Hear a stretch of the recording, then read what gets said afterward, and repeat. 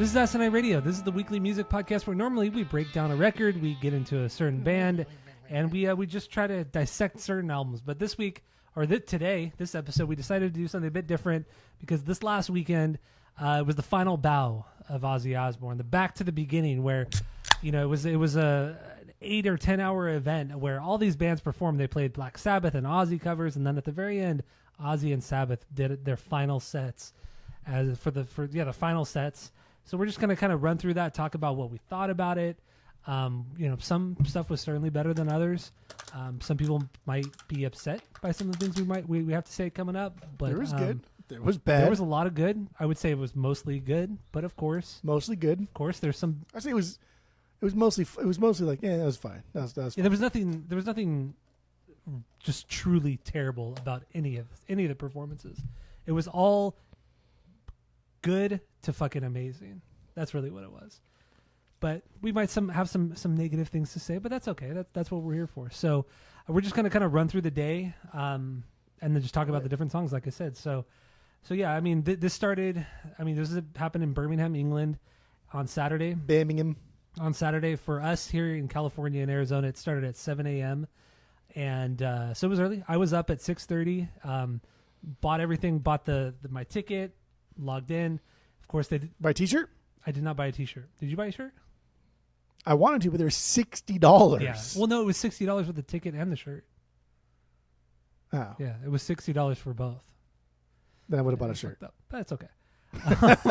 Yeah. I read that wrong. Yeah. Then I would have bought a shirt. But honestly, they didn't make it easy to watch because you could only watch it on a computer or your phone. There's no app, so yeah, I had to go fucking dig up my work computer and fucking plug it into my TV, and it was just like, dude, what are we fucking 2010? Why don't you use your personal computer? Because I was already on my personal computer. I wanted to use that for the Discord so we could all talk on Discord. It's easier to type out, so I just pulled out my work computer and I just turned that on, plugged it into the TV, easy peasy. But yeah, but in the end, my point is, Sharon Osbourne didn't make it easy. Didn't link up with any sort of app or other company because they just wanted all that cash, baby, all that cash. Even though they donated most of it to Children's Hospice and the Parkinson Center in Birmingham. All the proceeds. Proceeds, yeah. Which is not the same as donating all the money. I said most of the money. Did I say all? But we get I think in society we get hung up on they're donating all the proceeds. That's proceeds. That doesn't mean all the money. That's a good point. People are still getting paid. That's a good point, yeah. Except for the people like supposedly going there and the performers aren't getting paid. Yes, correct. Well, I don't know because supposedly that's why some bands were dropped out because they weren't getting paid enough. Yeah. So no, I read that the performers did not get paid anything, nor did they even get paid to like come out to the show. Like everything was on their own dime. Okay. I like that. As it fucking should be, bro. Like, come on, the fuck out of here, dude. This is the biggest like event of possibly a lot of these performers' lives, dude. Like, there's so many people that stream this shit. Oh yeah, definitely. Like, the amount of eyeballs on this show are more than pretty much everybody but like Metallica or Guns N' Roses too. Yeah. And we'll talk about that Guns N' Roses. But yeah, so that was a little bit of an inconvenience, but we got around it. You were having some issues, but because I'm a tech genius, I figured it out for you. So I'm very proud of that. Yeah, it was. You almost didn't watch it. I'm not good with like technology at all. I don't knew fucking like care. the moment I realized shit. Moment I realized that there's not going to be an app for it, I immediately thought Jeff's gonna be so fucking mad. Like there's a possibility that he's not even gonna watch it.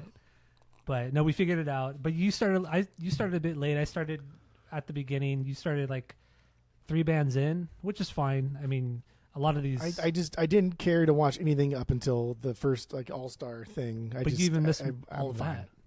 You missed the first All-Star. No, I didn't. Yeah, you did. I saw like half of it. No, I didn't. No, I saw right when fucking autograph signing bomb dude started Disturbed guy singing David Draymond. Yeah, that's when I started. Okay, got it. So yeah, then I saw the Youngblood. Youngblood's stupid. And I saw that too. Yeah, it was better than I expected, but I saw it. Okay. But we start with Mastodon. Mastodon here. started first, which is crazy that they opened. I mean, they should have honestly been later on in the bill, especially considering some of these bands were just ugh. But well, nobody knew that a lot of these bands were going to fucking just stink up the place. Yeah, but Mastodon should definitely not have opened. They're better than that. But yeah, they played 2 of their own songs. They also played Supernaut. That was because so each band covered at least one Sabbath or Ozzy song, and their cover was Supernaut, which is the only cover you wanted to see, but you missed. I it. know. And I tried looking it up. I did watch it though. Oh, you did watch it? Where'd you find it? I just typed in Supernaut Mastodon, and then I don't know. I found it. I didn't find it on YouTube when I looked, but and I watched the Fred Durst thing. That was something, which we'll get into too. But yeah, so they played Supernaut, and then Danny Carey and Eloy Casagrande, and then the drummer from Gojira, they came up and played some percussion during that too, which was fun. Very underutilized, but anyway, yeah. So Mastodon was cool. I like Mastodon.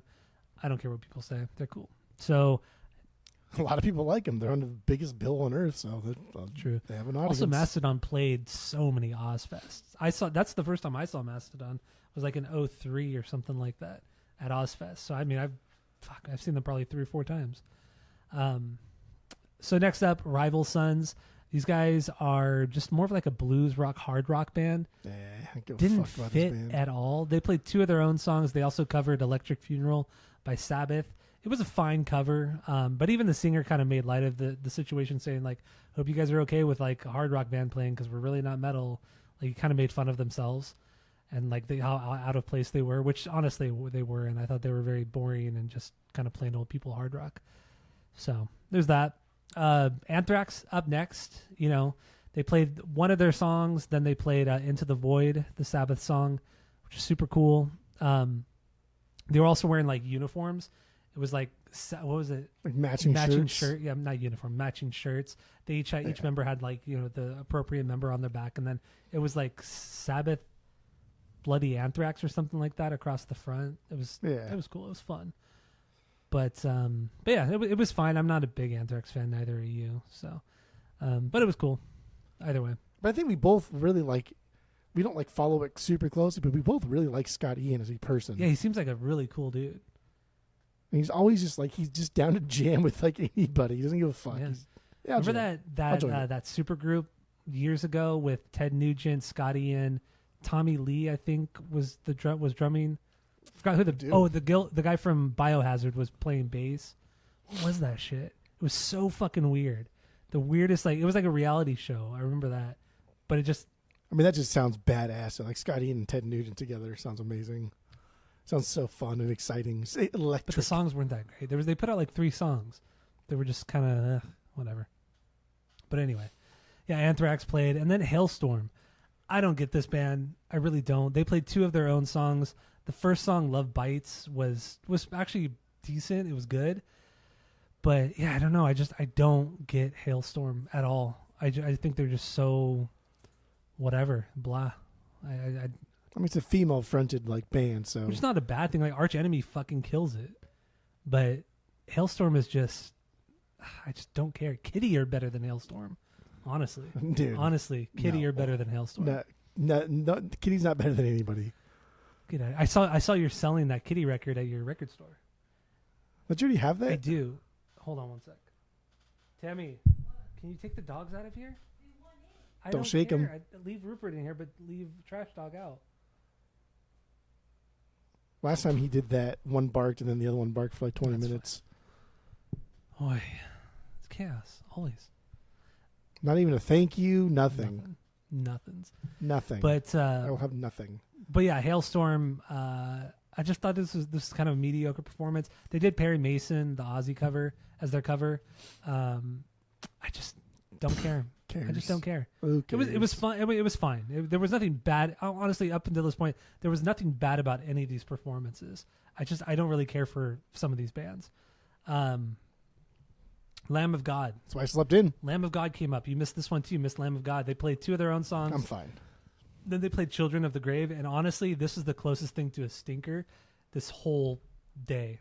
This cover of Children of the Grave, I didn't care for it. I'm honestly not a Lamb of God fan.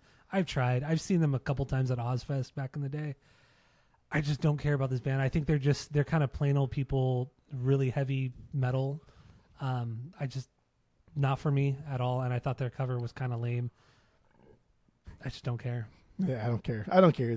Lady to Rest is cool, and then they have another song. They played that song. American something. Yeah, I mean that's the Guitar Hero song. Oh yeah, that's right. So it's cool, but I don't. Yeah, Randy Blythe as a vocalist, I don't think he just doesn't do it for me. I think he's just very whatever, just okay. I don't want to say generic, but just okay. And then we get the first Tom Morello All-Star Band here. Various singers throughout these songs. Most of them are Ozzy or Sabbath, or this section is all Ozzy and Sabbath covers.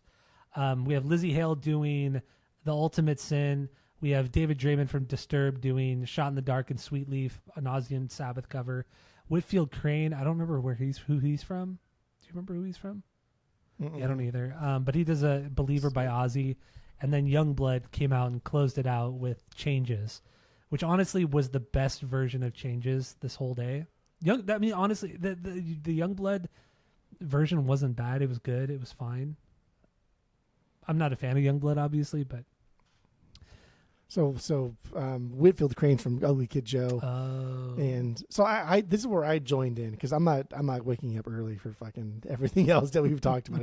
I don't care enough. But I did really want to see this, but because of the issues, I missed.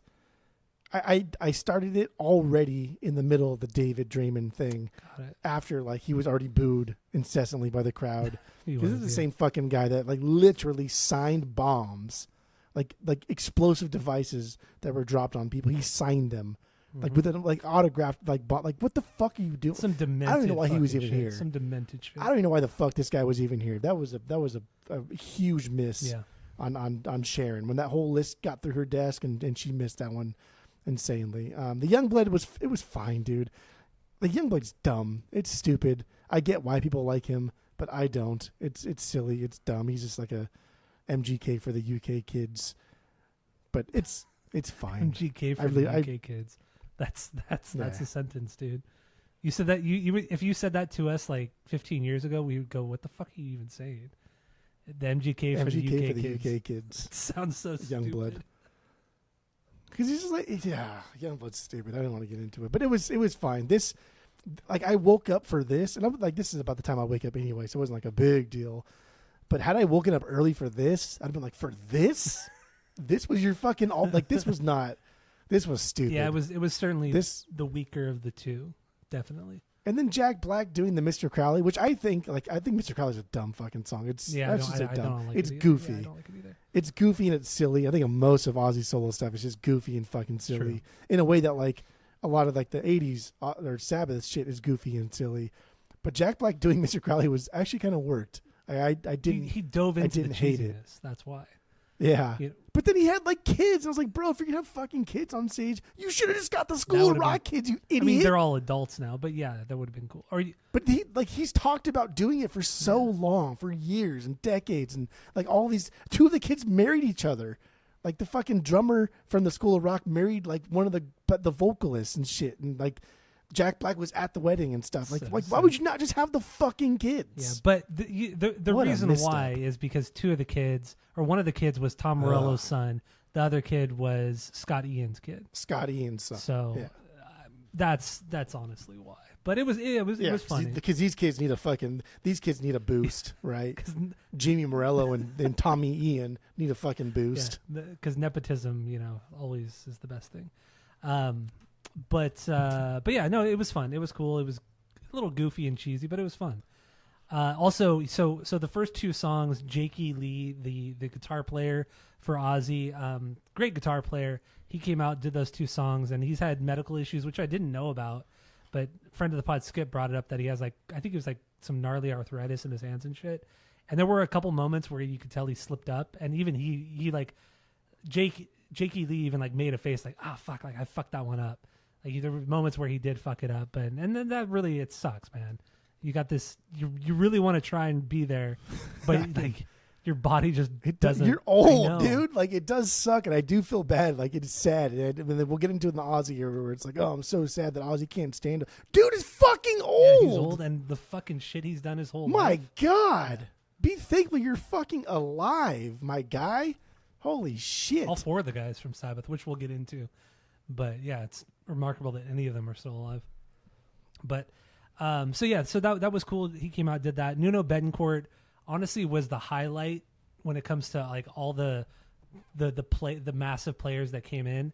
Nuno Betancourt, you know, just an incredible guitarist in his own right, and he was just the guy that held everything down, ripped up some crazy good solos all throughout the whole day, and he fed off the crowd too. Like did. the crowd went nuts for him, and he fed off it. Yeah, he really like worked that crowd. Like he was fantastic. He was shining. He was fantastic. He was. Dude, his guitars, I love his guitars. God damn that, the like unfinished wood look on his guitars, the racing stripe. I love that shit so much. I love it. And he looks so young. Like the guy's like 60. He does look, and he really looks like young. he's mid-30s. Like the guy has aged so well. It's fucking dickhead. It's fucking stupid. Yeah, it's fucking stupid. But and he seems like such a cool dude. Like he did the shout out to the crowd saying, you know, I know this is Aston Villa, but you know, my brother in Portugal.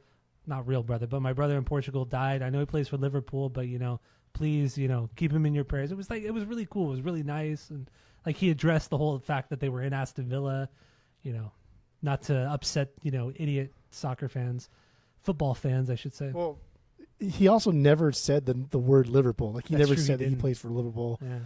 So that's somebody who knows. That's someone who knows soccer. Like, just don't like. We can pay respect to somebody else. Just don't fucking mention their name. That's here. a good point. That's a good point. But yeah, so that was cool. Mike Borden also played drums during a couple of these songs. And Mike Borden, Faith No More, played with Ozzy's band for years. And he played with Korn for a little while as well. Like, just absolute killer drummer. But damn, dude, you forget like these guys, how old these guys are, and then you see him now. They're all you old. see him now, and you're like, oh my god, Mike Borden. He still has the dreads, but they're all gray. They're all gray, and They're all gray.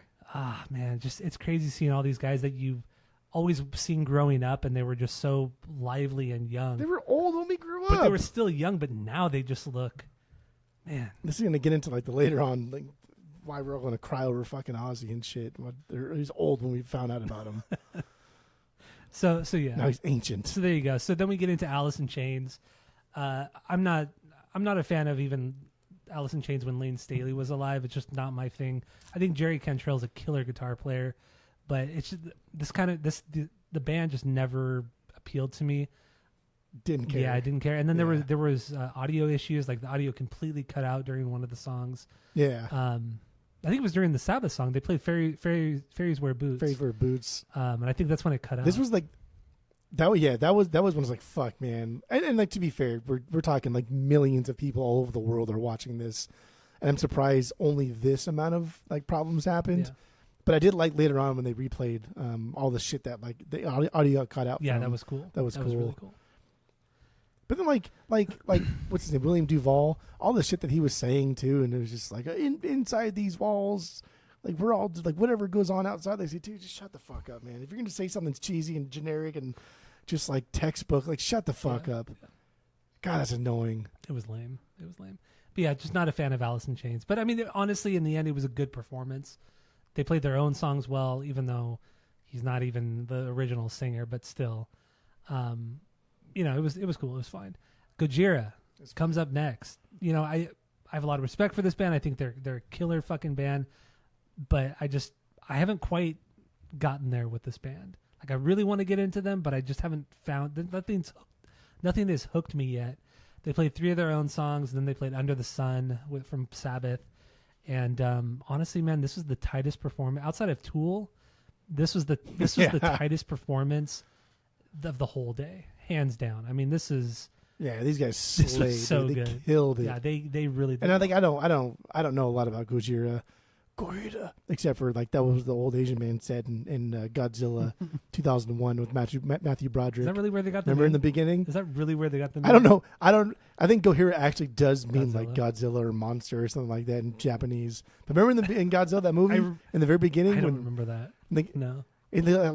Like he was one of the guys that got killed in like the tanker. He didn't get killed, obviously he's talking, but he was one of the guys that survived the tanker thing in the very beginning. He's laying on the hospital bed, and they come and he's trying to interview him because Matthew Broderick and his girlfriend are interviewing him, and like, what did you see? He's like, Gojira. And everyone's like, what does that mean? And then like it cuts to like the next part of the movie, and like that. I like that movie a lot. Fun. I don't. I mean, I haven't seen it in 20 years, but I think all the Godzilla movies I've seen are pretty fun. But that was an especially fun one because it was so corny. But anyway, Go Hero was cool. I never got into them. I like them more now because their performance for the Paris Olympics when they played in that fucking old ass building. I thought that was so cheesy. So I thought it was so sick, cheesy, dude. That dumb. was. I didn't like that. Dude, this is a French-born like prog metal band, and they're playing like that was wild. And like just the showmanship of this, the set pieces, the stage, the theatrics of it, I thought was unreal. So ever since then, I've every time we get a record in from them, I'll spin it. I'm still not there where I'm like, oh, I love this band, but I do like them a lot. But yeah, this performance was fucking fantastic. Yeah, I couldn't believe how incredibly tight this band is, considering how they're not just playing like power chords. Like there's a lot of cool shit that they're all four of them are doing. Like they're all really good musicians in their own right, and considering how tight they are, it was pretty fucking good. And their singer's fucking good, dude. He's a good fucking guitarist. Like for a singer, right? It's essentially two lead guitar players. That's essentially what this band is, two lead guitarists. But yeah, no, it was great, and their cover of Under the Sun was killer too. I wouldn't say it was the best cover of the day, but it was solid, man. So Gojira killed it. They really did. We get a little bit of a break, then we get it says it's called Tom Morello's All Stars #2. It's essentially just a 5-minute drum off between Travis Barker, which was a surprise. Nobody ever said Travis Barker was going to be there. Kourtney Kardashian was there too. You see that her on the side stage? Ugh. She was there. Is she blonde? No, has black hair. And she was holding their baby.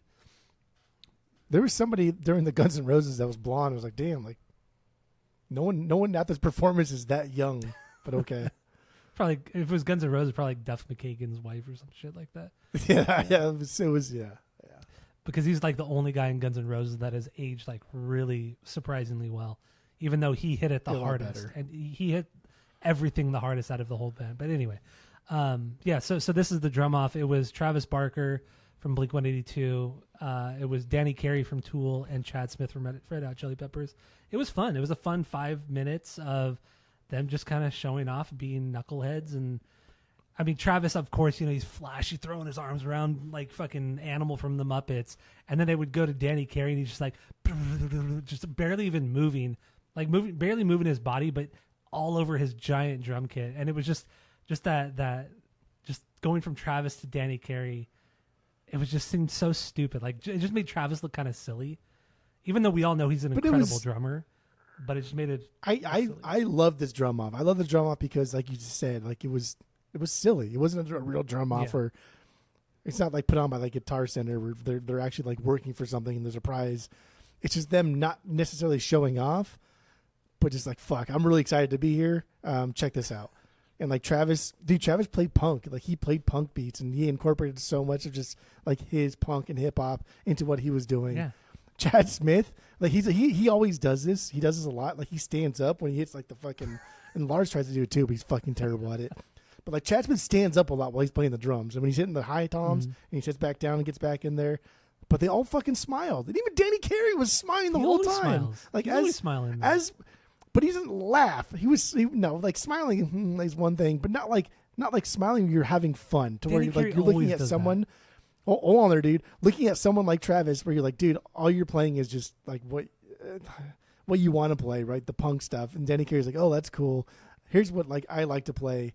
And he's laughing as Travis is doing it. And he laughed at Chad Smith while Chad Smith was playing the drums. And Chad Smith laughed, and everybody was laughing. Like no one laughed while they're playing the drums, especially Travis. Yeah, and Barker. Travis was laughing. The fact that Travis was laughing and looking and just having Travis. I mean, he never looks like he's having a good time when he's playing drums. But this is like one of the few times I've ever seen him look like he's really just on cloud nine. Like he's just fucking loves life.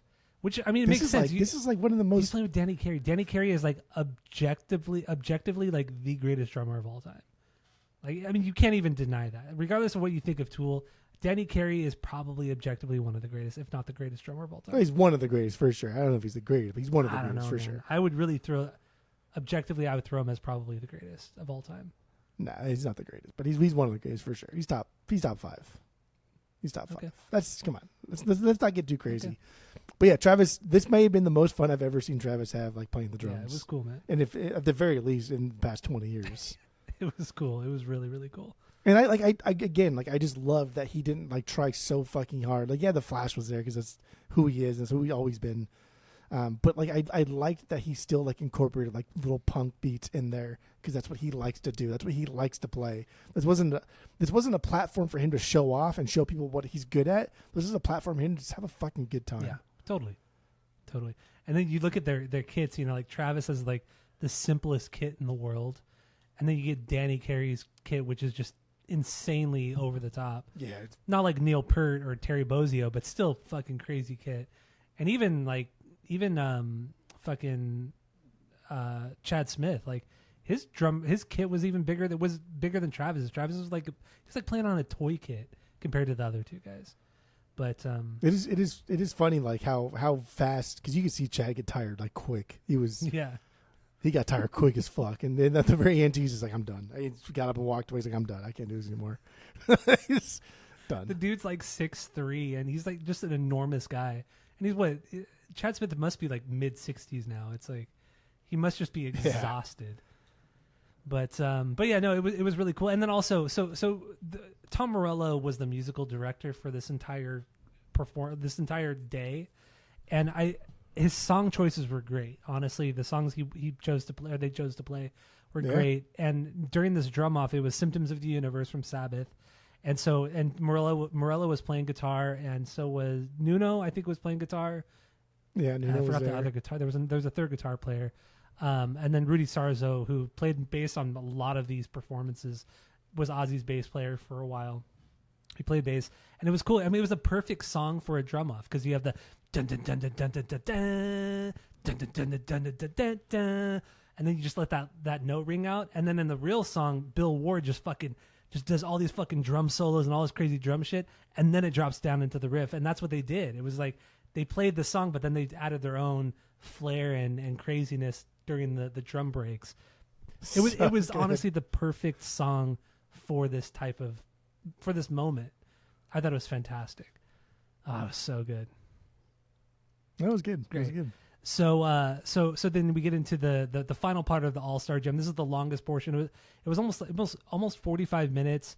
Various singers, guitar players, drummers. It was all over the place. Morello and Nuno Betancourt were the consistent, and Rudy Sarzo were the consistent players throughout this. But they had like KK Downing come in from Judas Priest. They did Breaking the Law.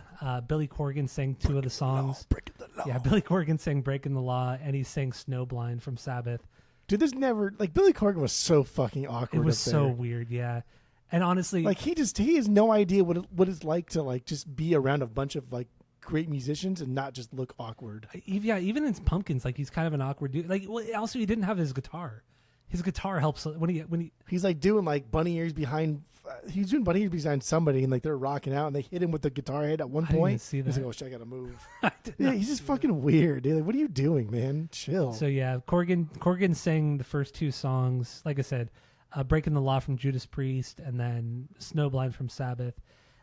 The Priest cover was terrible. I mean, Corgan's a good singer. I mean, regardless of what you think of his vocals, he actually is a good singer, and he has really good range. But he doesn't have. He just didn't pull this Priest song off well at all. Yeah, because he's not like a great singer. He's a good singer at sticking in like the genre and lane that he knows. Yeah. And Breaking the Law is the only good Jesus Priest song. That's a fucking fact. So there's that. But Snowblind was much better.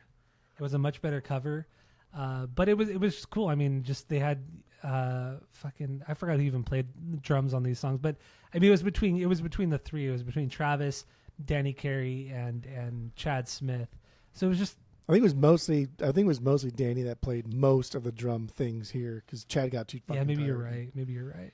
Yeah, because Chad played. Okay, so yeah, they kind of did it in pairs. So you're right. It was Danny Carey who did the first two with Corgan, and then the next two, Sammy Hagar came out and sang, and then Chad Smith played the drums on these ones. I remember this specifically because they played "Flying High Again" by Ozzy, and then they played a Montrose cover, and I remember him being very stoked about playing the Montrose song, which is cool. I mean, it's honestly better than anything Sammy Hagar did with Van Halen. So, I mean, Van Halen took like a lot from Montrose, and yeah, true. said it for a year. Like that first Montrose record. It's a good, it's a great record. Yeah, I'm not knocking that record. I'm knocking Sammy Hagar, but still, he's a great vocalist. Hagar is a great vocalist, but he's got to promote his fucking tequila, man. He's wearing his That's so tequila annoying. shirt. That fucking irritates me so much. It's just so irritating. Yeah. Like fuck off, dude. Piss off. I'm so tired of like why do these rock stars insist on having like tequilas and shit, and if it's anything like the George Clooney tequila and like the Caitlyn or Kylie or whatever Jenner they want to eat fucking tequila, like it's all just garbage. Casamigos, that's George Clooney's ex tequila. It's not his tequila. He just fucking bought like land and then made them work harder to make his tequila and then sold it for more money. Yeah, really, really well. Just an investment for him, dickhead. And then we get into Travis comes out on drums, and the singer from Ghost, Tobias Forge, comes out, and they do Bark at the Moon. Tobias just doesn't have the chops for this one. I mean, I get it. It's hard to try to sing like Ozzy. It's very difficult to even try to do an Ozzy song, Ozzy or Sabbath. And it didn't quite hit, but it was good for what it was. Travis is Travis, but Bark at the Moon's still a great song, still a killer song. Great fucking riff. Then we move on to Steven Tyler comes out for a few songs. The best part of this was that he clearly couldn't hear himself in his in-ears. So he's like, I need the mic. You could hear him like over the PA. It was so loud. I know. And he's talking backstage, like he's yelling at people backstage. As you're playing music, like, bro, shut up. But he can't hear himself, so he doesn't know that. He thinks like nobody can hear him. But he's probably so mad after the fact. Yeah, too. Absolutely. Probably so fucking mad. Absolutely. So one of the few audio issues. I mean, honestly, all things considered, there weren't a lot of audio issues through the whole day, but this is certainly one of them. But it was the funniest of them all, because he was clearly pissed off that he couldn't hear himself, but then not knowing that everybody else could hear him. So that was good. But also, the dude's like in his mid-70s. Fucking sounds good, amazing. Though. He sounds good. So, and he looks good. Does he look good? Like compared to like Axl? Tammy and I were watching because Tammy had come out at this point and was watching with me. And she's like, you know what? He's very attractive. Like I can't believe how attractive he is. And I told her how old he was, and she's like, yeah, he's really very is. attractive. Like he still looks really good. He doesn't look all decrepit and old and gross, or like Axl's got the neck thing going on. It's kind of like nasty. Like Steven Tyler looks good. Yeah. And his voice, man, was killer. They did Train Kept a Rollin', and then they did Walk This Way from Aerosmith, and then they did a part of a Whole Lot of Love from Zeppelin. And dude, he nailed it. I will tell you, like when they were playing Walk This Way, I was like, I fucking hope to God that Fred like this turns into like a Run DMC Walk This Way, and Fred Durst comes out and sings the fucking Run DMC parts. That honestly could have been the only appropriate thing for Fred Durst to do. That should have been the only thing that Fred Durst was able to do. What a missed opportunity. I thought for fucking sure, but then reading like the mishap of whatever Skip said in the Discord, I forgot what it was. Well, yeah, Steven Tyler wasn't even supposed to be there, and what were they supposed to do? Well, Skip said the rumor was that Soundgarden was supposed to play. Oh, Soundgarden, and then Steven Tyler was supposed to sing with Soundgarden. But Soundgarden didn't show, or for whatever reason they couldn't be there, and that's why they kind of played these like common covers. I mean, he plays his own song, and then he plays A Whole Lot of Love, and then Train Kept it Rolling. Like, could you not pick like more like not easier covers, but common covers? So it makes sense. But damn, dude, vocally, he was the best part of the whole day, hands down. Steven Tyler. And I'm not even an Aerosmith fan. I'm not even an Aerosmith. Hold on there, dude. Hold on there, dude. Come on, dude. That's not the best part of the day. I didn't say best part. I said best vocal. The best vocals of the day. First, you did say best part of the day, but I corrected myself immediately. Well, now you did. No. I immediately corrected myself, and I said best vocals of the day. That's okay. You'll listen to that later on. Okay, that's fine. You're not listening, but that's okay too. Skip will tell us. Okay, but you keep going, but that's okay. So yeah, we move on from all that to Pantera.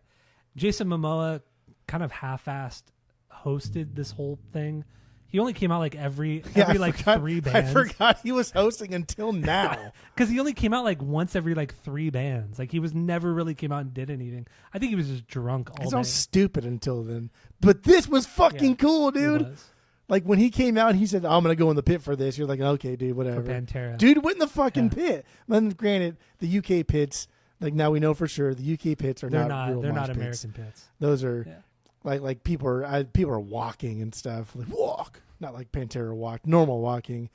But the fact that like Jason Momoa like jumped over the barricades and he had like one guy following him, didn't listen to security because he wasn't a big guy. Plus Jason Momoa was like 6'5". I think Jason Momoa can take care of himself. Biggest dude, yeah.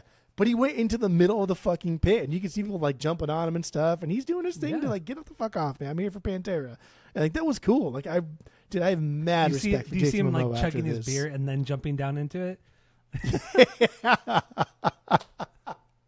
That was sick. Fucking mad respect for Jason after this. Like I will say he though, was just there to party. Like honestly, Jason Momoa was just there to party. Like anytime he probably was fucking drunk. Anytime he was coming up, you could see him reading off the teleprompter, and it was always like very quick. Like there was no acting involved. It was just like very much like I'm really excited to be here. Like here we go, blah, blah, blah, blah, and then he'd fucking be off the stage. Like that's how it was. It was cool. It was cool. Pantera's like the only band. Pantera is the only band on Earth that like we like Pantera, right? Yeah. We like when they started with Cowboys, like that riff from Cowboys is so is good. Instantly pumped. God tier. Instantly pumped. But like fuck, man, Phil Anselmo is such a piece of shit. I'm just how can anybody fucking like this guy still? And he's just such a racist fucking dickhead. And he said so many fucking things in the past that I don't even know why the fuck they're even here. But they're here because they're Pantera, and like fucking, I mean, I hate liking them. Yeah, I know, because he is such a piece of shit. But damn, dude, the guy still sounds good. And I will say though, he sounds fucking fine. This is also Pantera's. Take Phil out of Pantera. I'm still happy to listen to Pantera. Well, don't give a shit. Okay. What? I mean, the Cowboys from Hell fucking. What I'm saying is there was Pantera before Phil, and we all know how. And they were good. Come on. Power metal was fucking good. It wasn't that great. Oh, that was Phil Anselmo though. And that was only hair metal. And that was a great fucking. I mean that one record that Phil did before they changed style was actually pretty killer. But the stuff before Phil, that was power metal. But the stuff before Phil, that wasn't very good. But also you can hear. At least I thought my theory was because Sharon's been known to do this before. Is when she doesn't like members of bands, she'll fuck with their audio, and the mix. Oh my god, this is where all the mixing issues. It was so this bad. is where all the mixing issues started because Zach and Rex, the bass player, were so fucking loud you could barely hear Charlie. What, Charlie's the drummer? Charlie Benante? I don't know, but you could barely hear Charlie, and you could almost not hear Phil at all. Like the mix was fucking terrible, and honestly, I was probably intentional because Sharon's been known to. It sounded like Zach was playing inside of a fucking tin can. Yeah, it sounded like shit. It sounded like garbage. It was so fucking bad, and it never got better. Yeah, and this is on a 2-hour delay, dude. I know. That's like why. If you have that's time why to I think touch up Ozzy's vocals and shit. Like that's fuck why off. I think it was intentional. It was totally intentional. Because there's no excuse. Like you pre-planned a 2-hour delay, and you have the whole team of people behind the soundboard. Like nobody can fix this. And every fucking band prior to this, the fucking 6 bands prior to this, all sounded great. And after all sounded fucking great.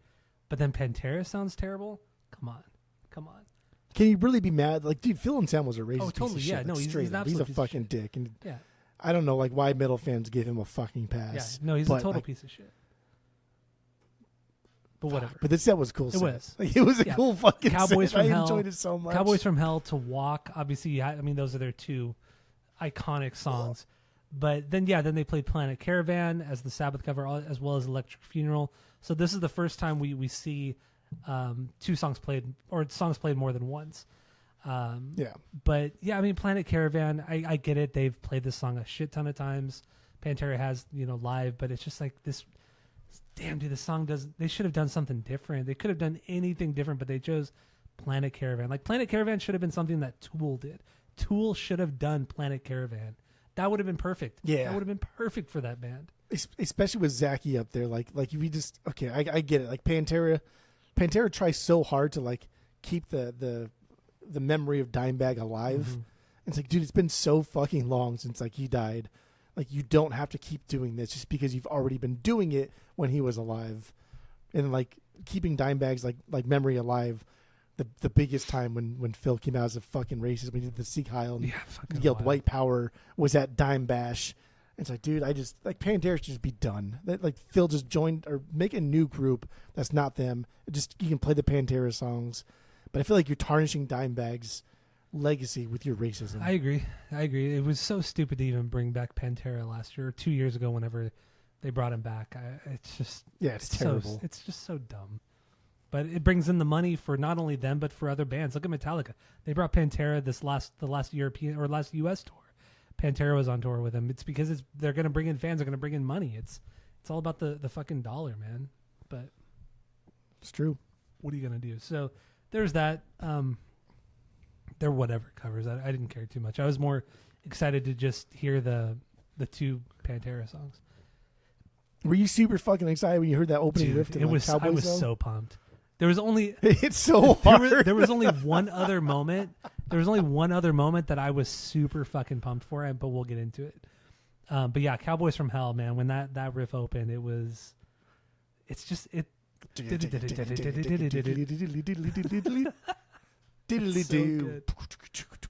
Yeah, that's wild, dude. That's one incredible song. Truly, the riff.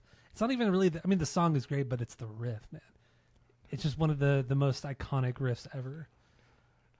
It's so good. All right, so then we get into Tool. Everybody's favorite band. They pretend to love Tool. Everybody's favorite band. Pretend to love Tool. Even though Danny Carey's the only part of this band that's actually incredible. Tool played. They played two of their own songs. They threw in "Hand of Doom" as their cover, their Sabbath cover. But I like the way they did this. So they started with 46 and 2, and then as like the interlude of that song, almost they threw in the Sabbath cover. Solid. And it was an incredible transition into it, transition out of it into Anima. I thought this performance, and like I said earlier, this performance and Gojira were the best, the tightest, most perfect sets of the entire fucking day. And I'm not a big Tool fan. Yeah, I would agree with that. Not even a big Tool fan, but they all fucking nailed it. They really, really nailed it. And at least like put more effort into it, right? Like the Pantera set, like Zachy can play like these songs pretty much verbatim, and he's really good at it. But there's no like effort into that. Like I'm regurgitating things. For them to incorporate a Sabbath song in between two of their own songs and make it seem like one seamless long fucking 12-minute song or however the fuck 15-minute song like that, like I don't know. You got to respect them putting effort into it. I love it. I fucking love it. I thought it was fantastic. It was a great performance. Truly a great performance. Once again, not a Tool fan, big Danny Carey fan. Yeah, but that's about it, though. But it was cool, man. It was a cool performance. I'm glad I watched it. Most unique performance. Yeah, most unique performance, too, which is, I want to shout that out. And then we get into Slayer. We're deep into this right now. We're deep into this show. You feel a little tired after that Tool performance because Tool... Oh, for sure. Melodramatic. Tool is very kind of, it's all rising action with Tool. We've talked about it on the pod before. Tool is all rising action, but zero relief. It's like you build a song for 7 minutes, zero relief. Let's start building again for the next song. That's all Tool is. No fucking relief. And then we get Slayer. And dude, what a fucking shot in the fucking arm with this band. I thought this was the most fun performance of the entire day. Fucking down it was, man. It was so good. They did Disciple, War Ensemble, then they did Wicked World. Honestly, not a good cover of Sabbath. Not a good Sabbath cover. Metallica have done this cover a million times. They should have done it, but whatever. I didn't care for that. I just couldn't wait for that to be over. They dropped into South of Heaven. Fucking incredible. And then Rain in Blood. Rain in Blood came in. God, that riff still is just... It gives you chills. Like that opening riff it's insane. It was this set was fucking insane. And they had so much fun doing it. And everybody in the crowd was having so much fun. And the UK pits, as we have talked about, are not real pits. No. But when Slayer happened, I was like, oh, that's almost like a real mosh pit. During Slayer, there was like 4 pits going on at the same time. Yeah, all over the place. There's like in the pit, the ground area in front of the stage, there's a barricade. So like it wasn't just pit tickets, right? There was pit tickets, and then there was like, pit tickets. Yeah. So like even behind like the pit tickets, even back there was still like 2 pits going on. So sick. And Rain in Blood. I mean I had my system on so loud too, and Tammy was like, "Oh my god, this is really fucking good." She doesn't know anything about Slayer, and she's like, "Wow, these guys are really really good." And yeah, dude, Rain in Blood was cool. And then it drops into Angel of Death. Angel of Death. Tom, he still has that scream. Yeah, he's fucking in his early 60s now, but he still nails the scream. Maybe he does a good job with the scream. He does a good job for with his the scream. age and the tear on his vocals. I thought it was great. It's not perfect. The scream is tough because if you don't fully commit to the scream, it's absolute trash. Yeah. Oh, and he commits. And even if you do fully commit, like at best, you're going to be like, "Yeah, that was pretty good. That was pretty iconic and fun." And he fully commits, and like you get like, "Yeah, that's pretty good, dude." Like it's not great or anything, but like I don't expect it to be great. Like this is a dad rock show essentially. That's what's happening here. This is dad rock for like younger people. It's not like Neil Young and Woodstock shit. This is dad rock. That's a good point. It really is. It really really is.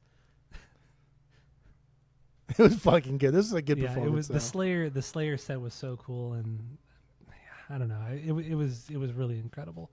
So then we get into Fred Durst. Him and Jonathan Davis were billed as live performers for this show.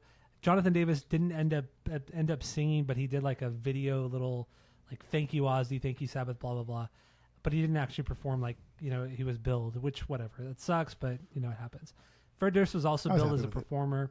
He wasn't there live, but he did record this video separate of him playing changes in a studio with acoustic guitars and a cellist. And the cellist was Skip. Actually, friend of the pod, Skip told us this. The cellist was one of the girls who played on Nirvana's Unplugged back in '94, 93, whenever it was.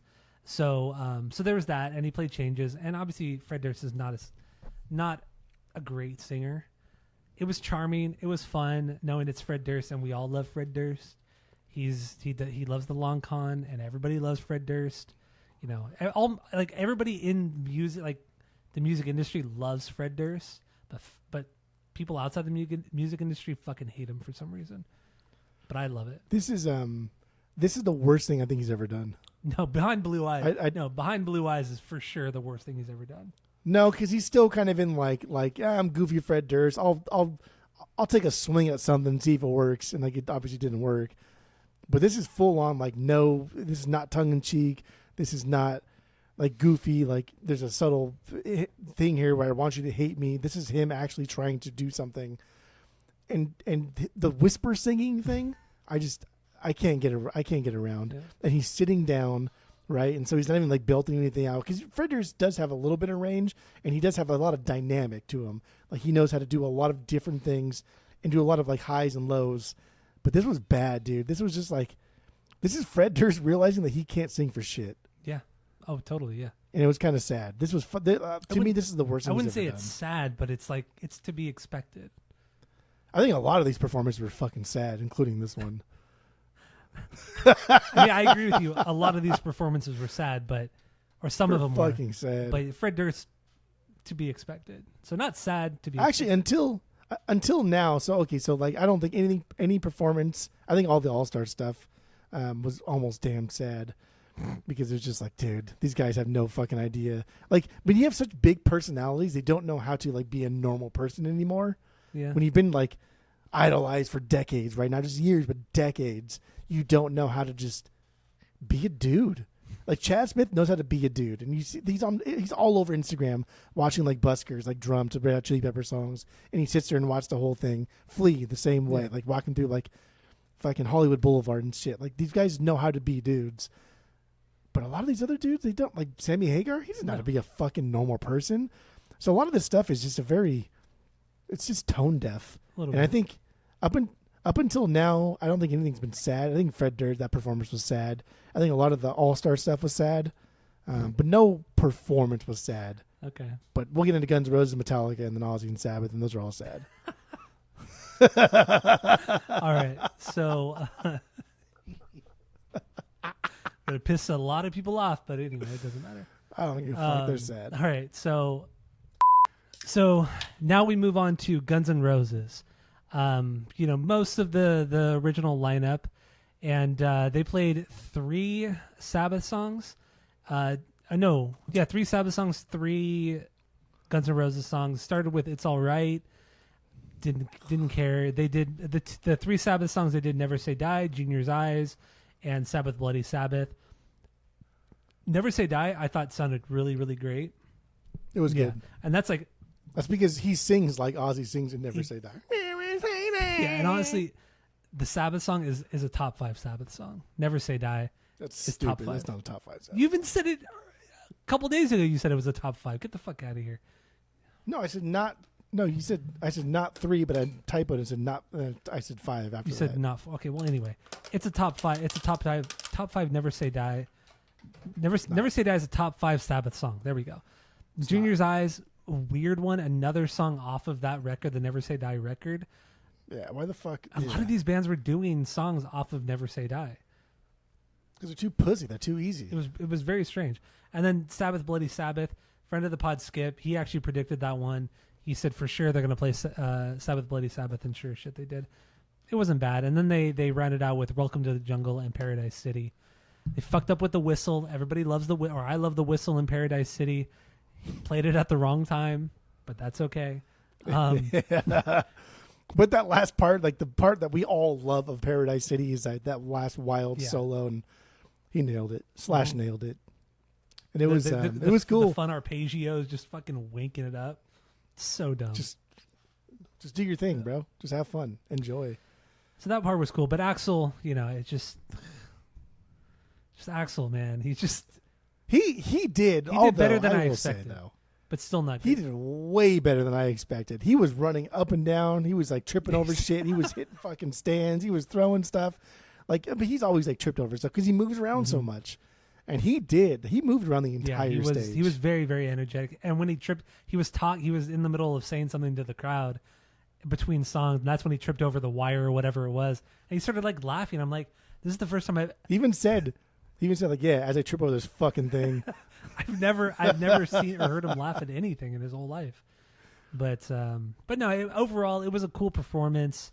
But it's just, dude, these guys were fucking great for about 5 years. Back in the late 80s, early 90s. We're good 20 years ago. I know. A lot of these performers kept making me think of that Guttermouth song. Because, yeah, dude, it's just too old, man. It's just too old. This one was definitely yes, dude, Slash can still fucking shred. Yeah. And like Slash is one of the greatest. Like, he's up there. He's really, really, really fucking good. But it just gets worse and worse because as we see these guys grow older, who were already old when we got into them, it's just like, damn, bro. Yeah. Like, Father Time doesn't give a fuck what your profession is. He's coming for you. He's coming for you. It's true. But they should have hung it up. I mean, goddamn, dude, they really should have hung it up in the mid-90s and just... They should have hung it up after fucking Appetite. No, that's true. I guess I'm giving him more credit. But yeah, honestly... At the most, they should have quit like mid-90s and let them just be this like, just this iconic thing that people think about and just always reunited but never did. I think their legacy would have been so much different had that happened. And it's weird because it's like Tammy doesn't know what these guys look like. She doesn't know anything about a lot of these bands. She's like, that guy looks so familiar, Duff McKagan. She's like, I know that guy from somewhere. I know I've seen him a bunch of times.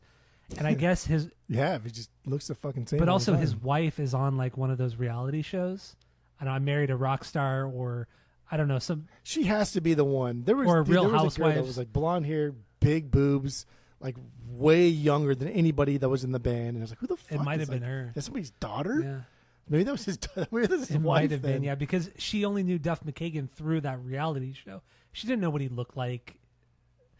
I don't know. It was just, it's interesting, different. Yeah. Different. He's also a bass player. That's true. But he's also like considered one of the, not a great bass player, but just like one of the recognizable. There are no great bass players. Except for Skip. Skip's the only great bass player.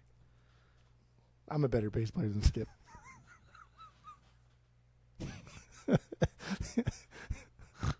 That laugh. Who laughs like that? Oh, yeah, that laugh reminded me of fucking what's his name? Zach Galifianakis and. Hangover? Fucking shit, dude. Is that when he's laughing like that, or is it the boss one? The boss? Oh, it's maybe it is the Hangover then. When he's laughing like that. Remember he's like, and like keeps a dead face. No. It's not. It's not the Hangover. It's the one. It's the boss one, it's right? the one with Steve Carell and Paul Rudd. What is that? It's not horrible bosses, but it's like that type of movie. Dinner with Schmucks.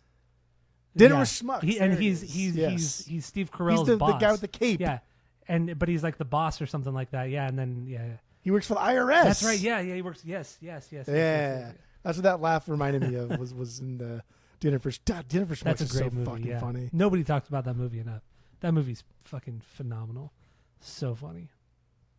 Funny The Hangover. It is. No. It truly is. It's close, but I wouldn't say it's funnier. No.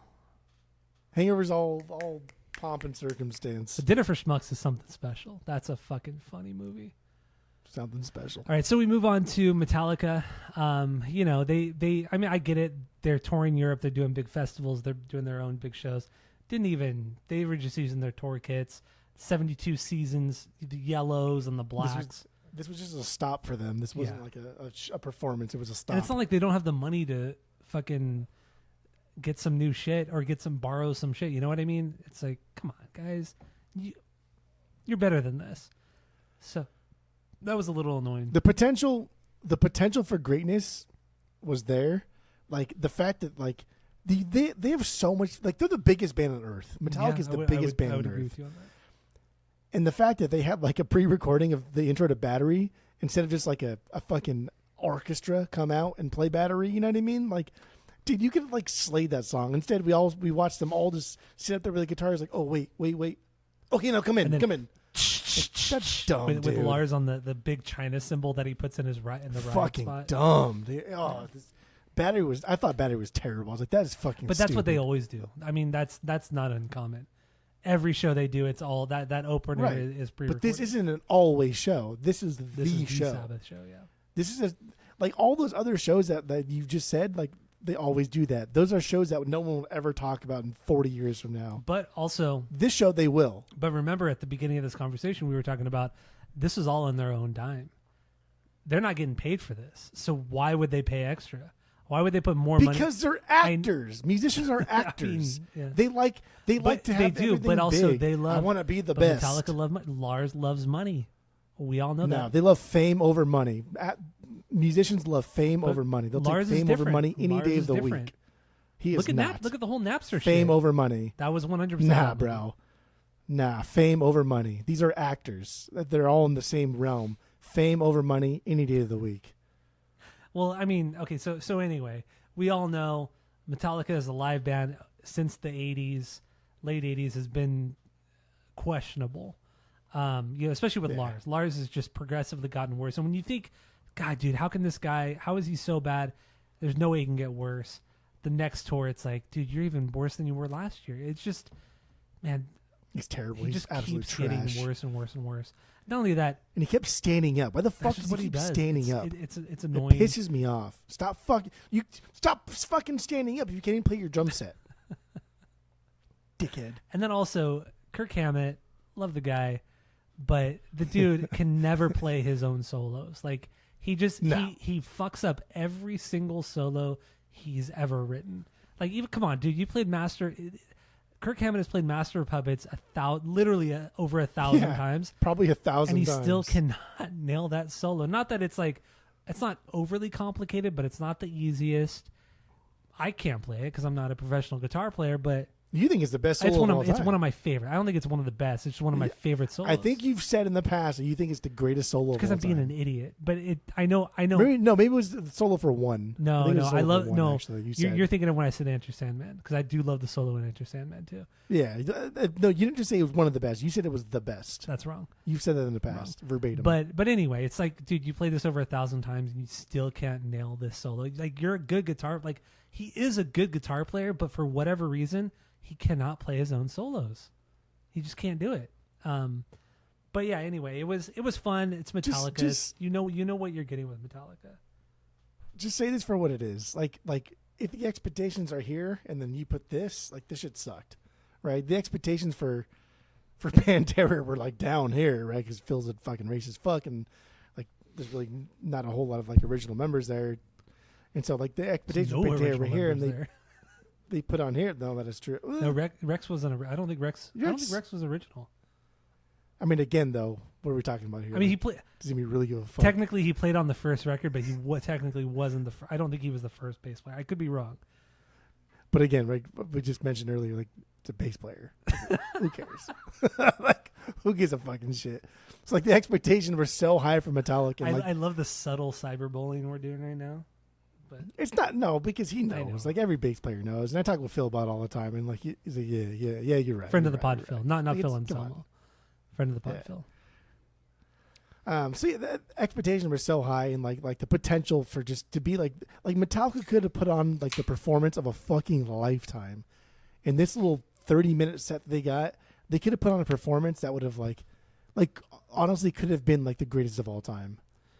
But instead, they're too fucking egotistical, and they put on the shit performance. They don't want to half-assed everything. Practice or try to sound good.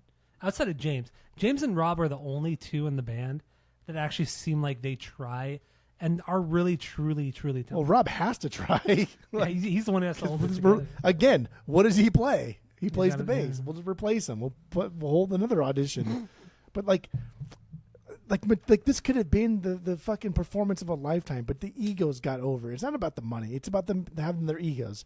We're not the headliners. This is the only band that took a bow. That's a good point. All four of them got on the front of the stage, and they took a fucking bow. Yeah, that's true too. Yeah. Fuck off the stage, dude. This is Ozzy's show. Like, it's billed as Black Sabbath, but this is Ozzy's show. Metallica, get the fuck out of here. So they played two Sabbath covers. They played Hole in the Sky. They played Johnny Blade. Johnny Blade was a weird one for them to play. I don't get it. I mean, like I said, they played Sabracadabra so many times before. I think I said they played something else, but it's Sabracadabra that they've played so many times before. So it's crazy they didn't play it again. And then so Hole in the Sky, Johnny Blade, and then their songs they played Creep and Death, For Whom the Bell Tolls, Battery, and they ended with Master of Puppets. Honestly, great 4 songs to play. Yeah. I mean, I almost perfect songs to play of their own. So that part was cool. Song choices were cool. So from here we get into Ozzy. Ozzy's solo set played for 25-30 minutes, I believe. And Zakk Wylde on guitar. Who's it? So yeah, Zakk Wylde, Mike Inez, Adam Wakeman, and Tommy Clufetos. I never know how to pronounce. Clufetos? I never know how to pronounce his name. So that was his band. Played 5 songs. I don't know. Mr. Crowley, Suicide Solution, Mama I'm Coming Home, and he ended it with Crazy Train. I mean, you and I have always said, and we said it today too, that Ozzy's solo stuff is just, it's fun, but it's not the greatest. Maybe because we weren't there in the 80s. We just didn't grow up with it. Of course, because we weren't fucking there in the 80s. Anyone our age that says otherwise, they're just full of shit.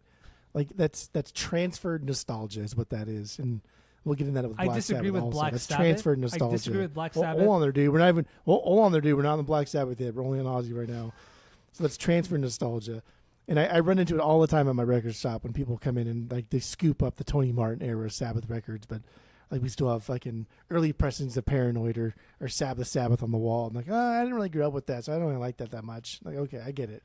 I understand. That's why we like Limp Bizkit so much. And like that younger generation, our elders fucking hate that shit, right? It's about like nostalgia and what you grew up with and when you got into music, where was that band already at? Like Ozzy solo stuff, I literally don't care about. Yeah. Like I don't fucking care about. Crazy Train is a perfect song until he starts singing. Like truly, no, his vocals, fucking truly. His vocals are really the worst part of Crazy Train. It's so stupid. Yeah. It's fucking dumb. Mr. Crowley, that's a fucking I know, goofy it really song, is a dude. goofy song. Yeah. 80s was not a pretty time for metal music. It just fucking was not. And that's why so many people make fun of 80s music overall. And like 90s music is always kind of like, oh, it's the one hit wonder era. Like, dude, 90s music was dope compared to the 80s fucking music. Yeah. Don't even fucking give a shit. So this Ozzy set was fine. These guys that are bigger than life, these guys that have fucking egos that are bigger than anything, they don't know how to put on like a good final show. Like, why the fuck did Rudy not come out here and play with Ozzy? Like, you couldn't just have like a Ozzy couldn't even stand. He didn't know who the fuck was behind him. Mm-hmm. Like, you could have just like a rotating amount of people coming out. Like, that's fucking stupid, dude. Like speak of the devil. That was Rudy. Rudy played on that. That's like one of the biggest things that Ozzy's ever released. Like, it sold so many fucking copies because he played Sabbath songs with different people. Yeah. Like, why would you not have like a rotating amount of cast members come out and play with you? That's stupid. That's dumb. That's an oversight. That's just like egos getting in the way. Sharon. That irritates me. Honestly, it's Sharon, man. Like, that was stupid. I think this Ozzy thing and this Black Sabbath thing at the very end was just a fucking.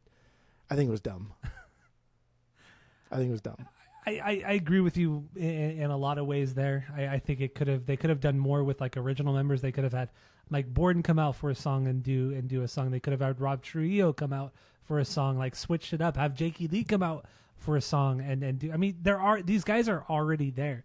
They already played earlier in the day.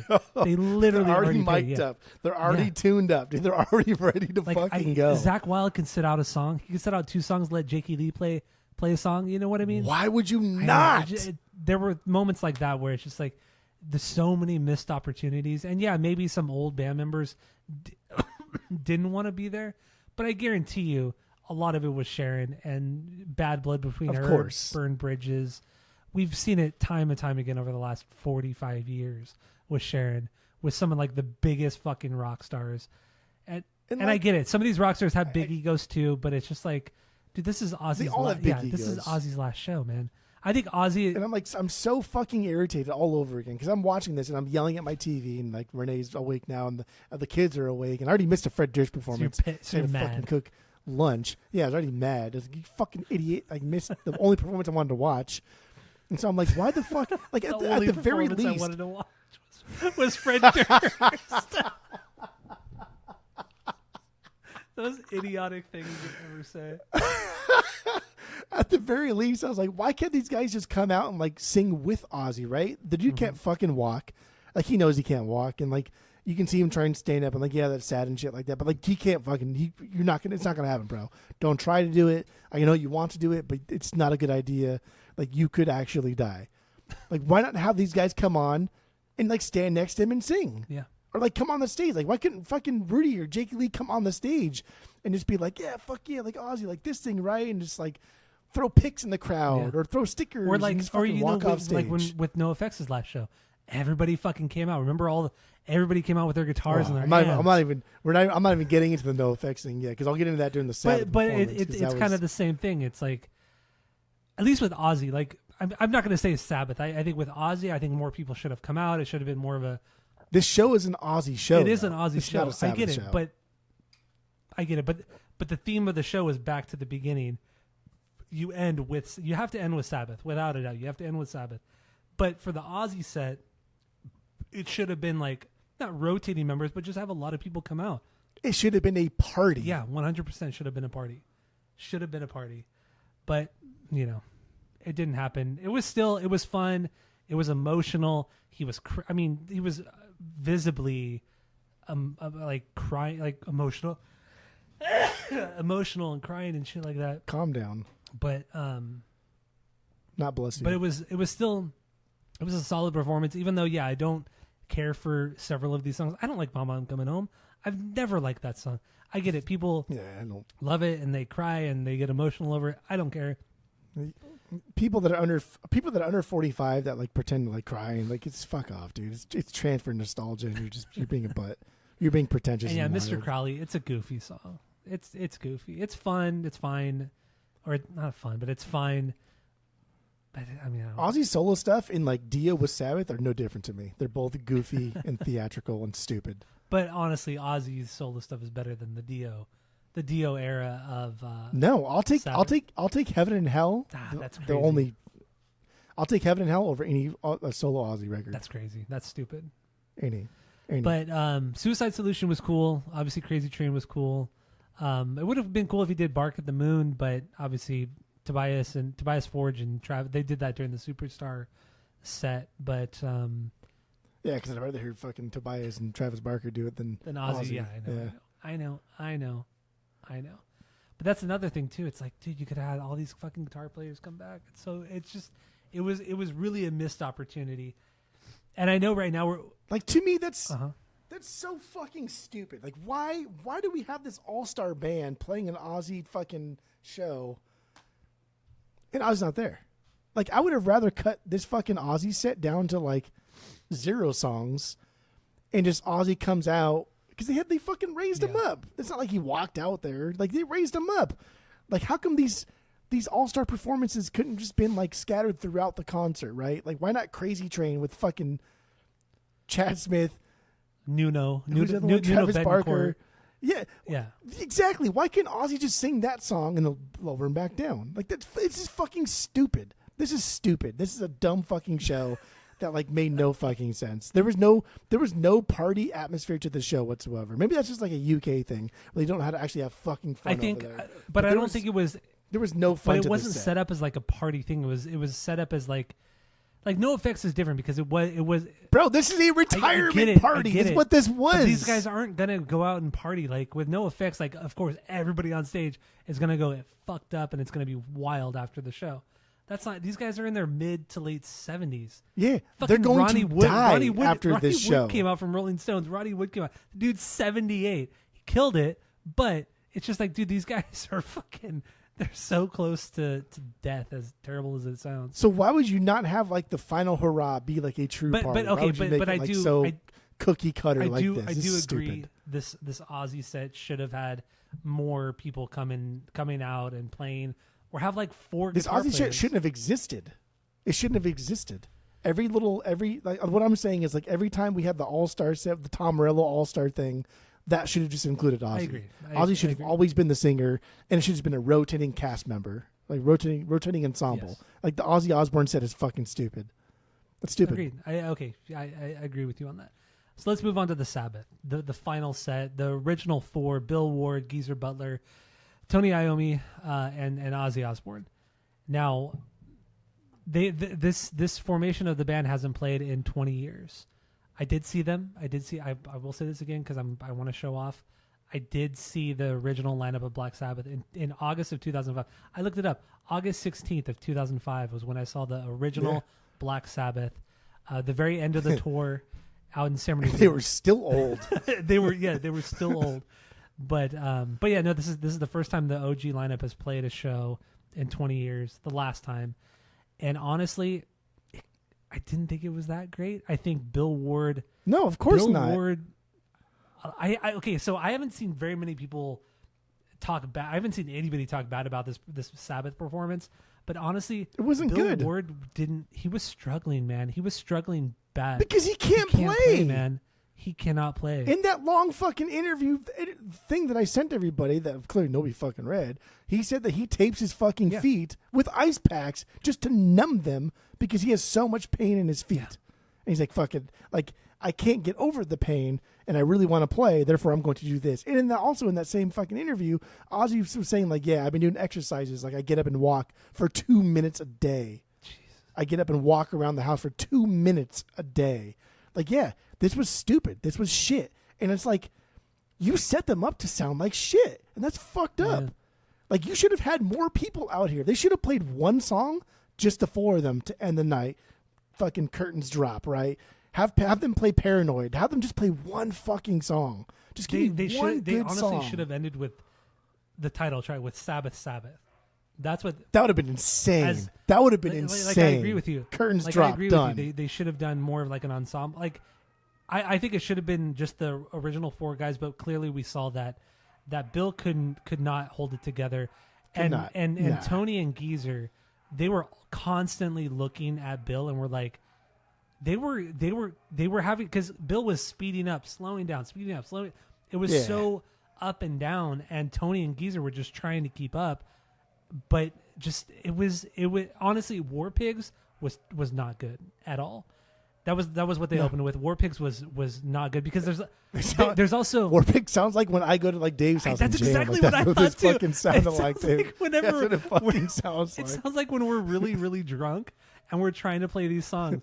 But yeah, War Pigs. It's like that's a very Bill heavy song. There's a lot of drum fills, a lot of big drum parts.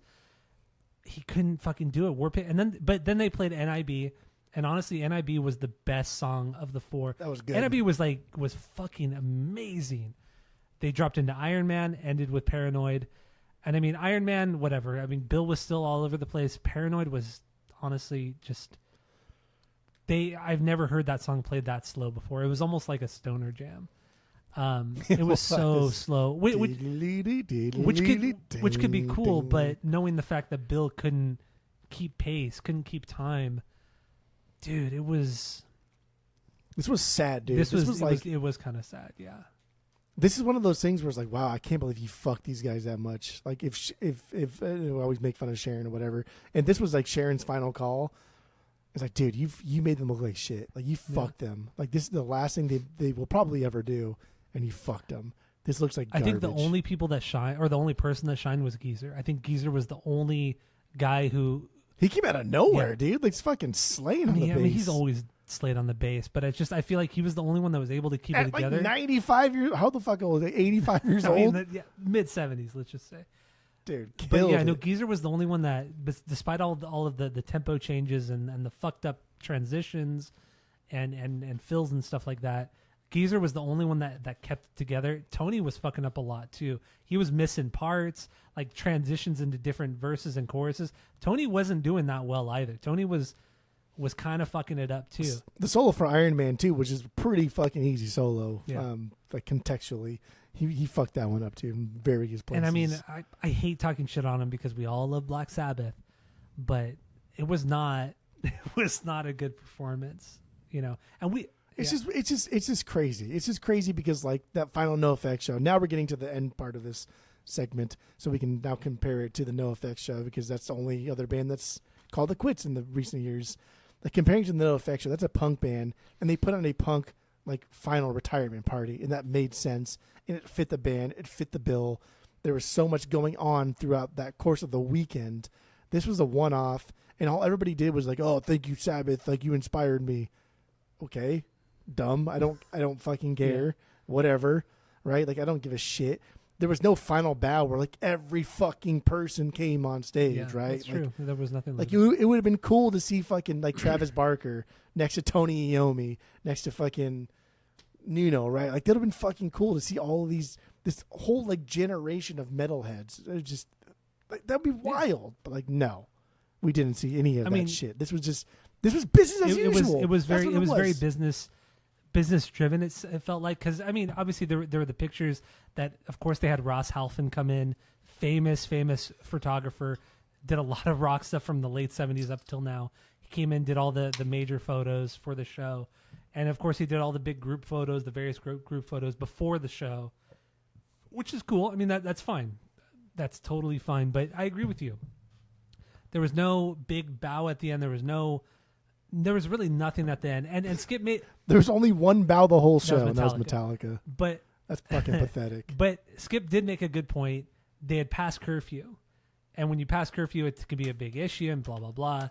Everything gets... No, you just pay fines. Maybe it's different over there, but like Coachella consistently passes curfew. It might be, yeah. It's probably fines. different in the UK because they don't have as much freedom. To what? Because they don't have as much freedom as we do here in the US.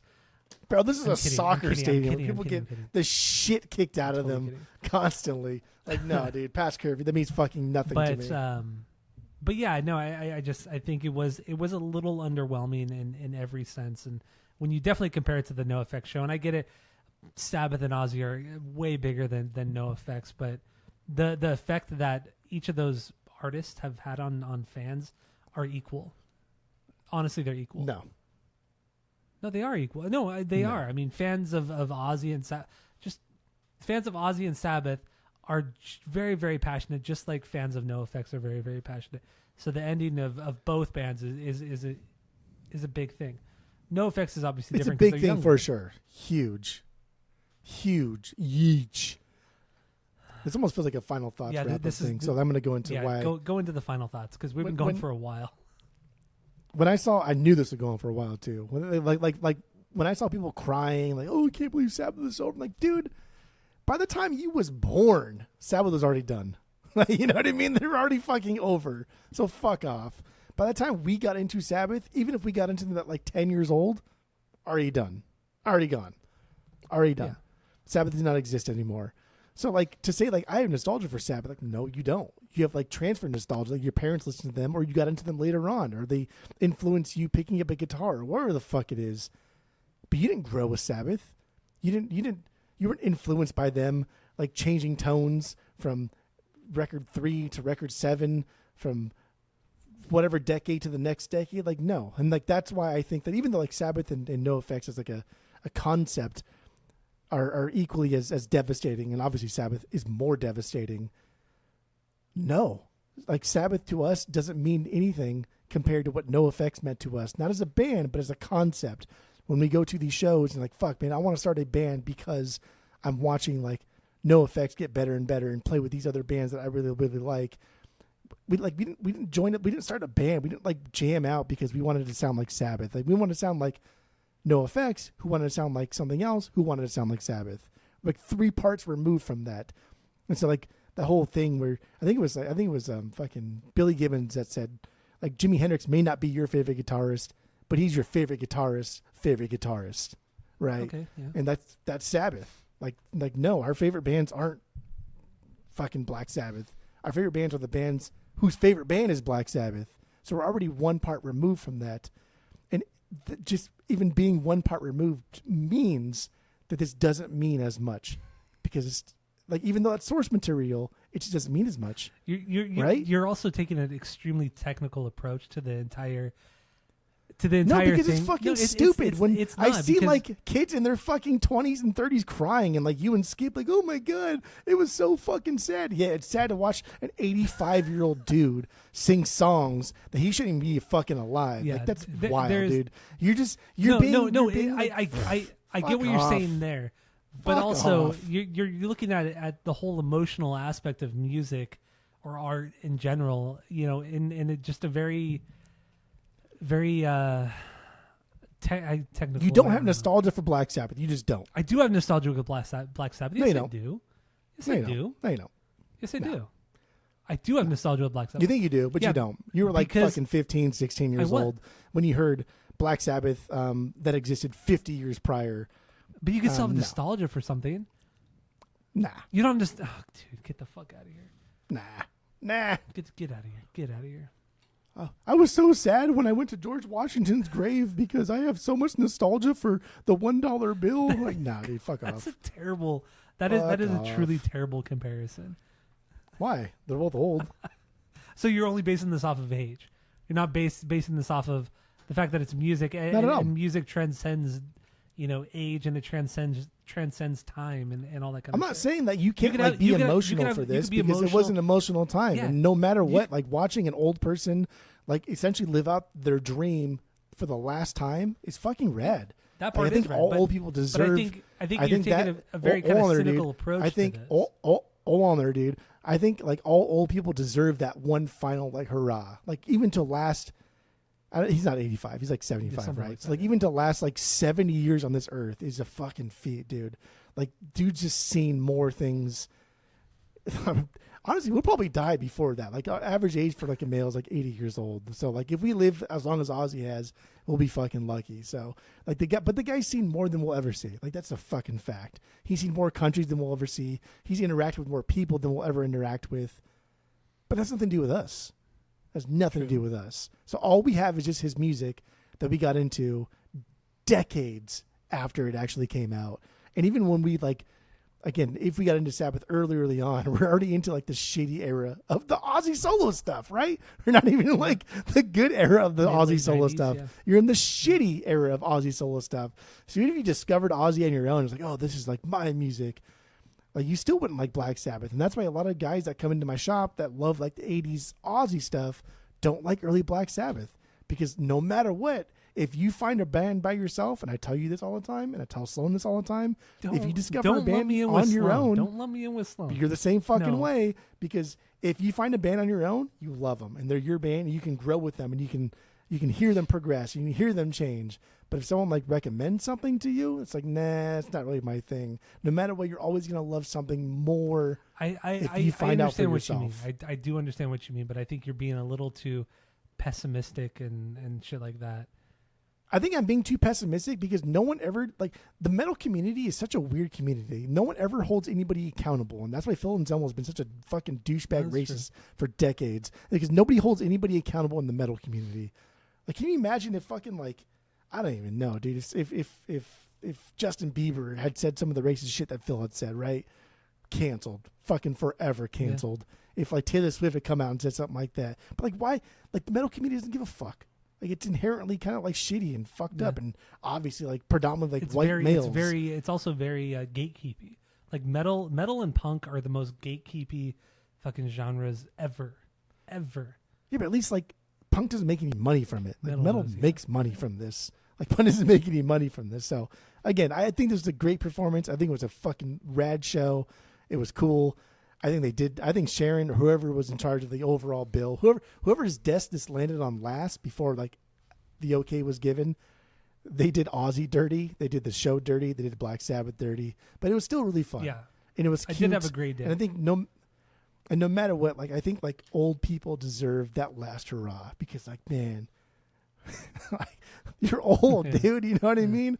I think like our world treats old people like shit anyway. So unfortunately, it's cool to see like an old person like, and not just like Ozzy, but like Bill, man. To see Bill like tough through it all and play like shit, like fuck it, dude.